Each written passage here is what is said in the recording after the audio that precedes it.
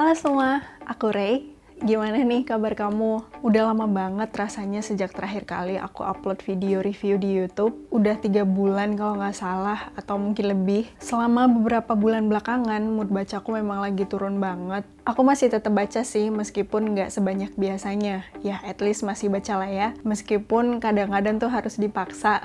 Jujur, membangun kebiasaan membaca lagi tuh susah banget. Tapi begitu get back on the track, rasanya tuh melegakan dan aku seneng banget bisa aktif lagi. Semoga bisa begitu terus terusnya. Karena aku pengen berbagi buku-buku yang aku baca ke teman-teman semua. Oke, jadi yuk langsung aja. Nah, kali ini aku mau bahas bukunya Hae Min Sunim lagi. Kalau kamu lupa ya, sebelumnya aku udah pernah juga bahas bukunya Hae Min Sunim yang judulnya The Things You Can See Only When You Slow Down. Nah, kali ini aku mau bahas bukunya yang kedua. Tada! Ini dia bukunya, judulnya Love for Imperfect Things. How to Accept Yourself in a World Striving for Perfection. Buku ini termasuk bestseller juga. Ini hadiah dari temanku Clarissa. Thank you lah.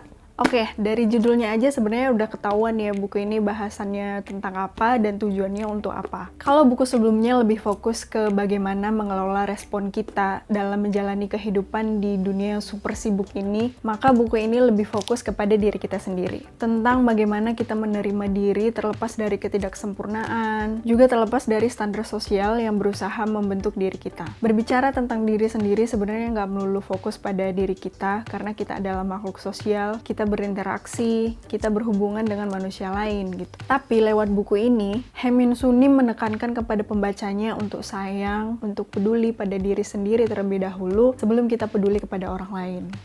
Apalagi kadang-kadang lingkungan sosial itu membuat kita merasa belum cukup pada diri kita sendiri. Kita mungkin tanpa sadar berusaha untuk menjadi sesuatu yang di luar batas kita supaya kita bisa fit in di suatu circle. Kita jadi menyiksa diri sendiri, kita jadi terlalu takut nggak diterima.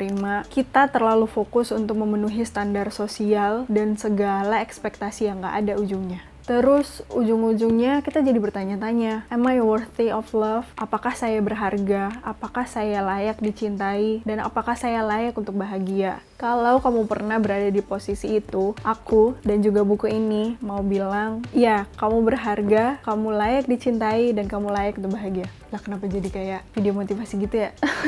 Buku ini juga membahas tentang keluarga, tentang keberanian, tentang kegagalan, bahkan tentang depresi, rasa kecewa, empati, memaafkan, dan juga menerima. Tapi, nantinya semua akan kembali ke diri sendiri. Ini sih yang aku suka dari bukunya Hae Min Sunim, karena terlepas dari banyaknya hal yang nggak bisa kita prediksi atau kita kontrol, kita masih bisa berusaha mengendalikan diri kita sendiri, terutama sisi emosional kita. Di buku ini dan di buku sebelumnya, Hae Min Sunim selalu menekankan untuk memisahkan diri kita dari emosi negatif. Karena sekalinya terjebak di kubangan emosi negatif, semua hal yang kita lihat bisa jadi negatif gitu. Ujung-ujungnya yang capek dan yang rugi juga diri kita sendiri. Itulah kenapa buku ini jadi terasa penting. Karena selain membantu kita belajar mengambil sikap, aku ngerasa dibantu untuk mengenali dan melihat diri sendiri dengan lebih baik. Lebih peduli, lebih menghargai, dan juga lebih menerima diri sendiri apa adanya. Terus, apa lagi ya?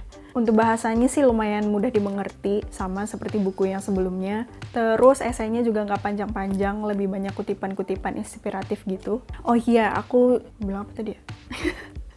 Oh iya, ilustrasinya jauh lebih cakep dibanding yang sebelumnya. Yang sebelumnya juga bagus, tapi yang ini lebih bagus lagi, lebih berwarna dan lebih enak dilihat gitu. Jadi selain membantu untuk menenangkan batin, juga bisa memanjakan mata. Iya. Masih gak jelas. Tapi aku juga sempat ngerasa turn off sama buku ini karena nggak semua yang ditulis dalam buku ini terasa relate, rasanya kurang personal gitu. Ya tapi tetap lebih banyak hal positif yang bisa diambil dari buku ini.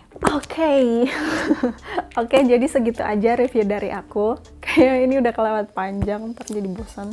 Aku seneng banget akhirnya bisa bikin video review lagi. So, dukung terus channel ini. Jangan lupa subscribe kalau belum. Terus di like juga videonya. Dan jangan lupa di komen juga. Buat kamu yang udah baca, boleh banget kasih tanggapan kamu tentang buku ini. Oke?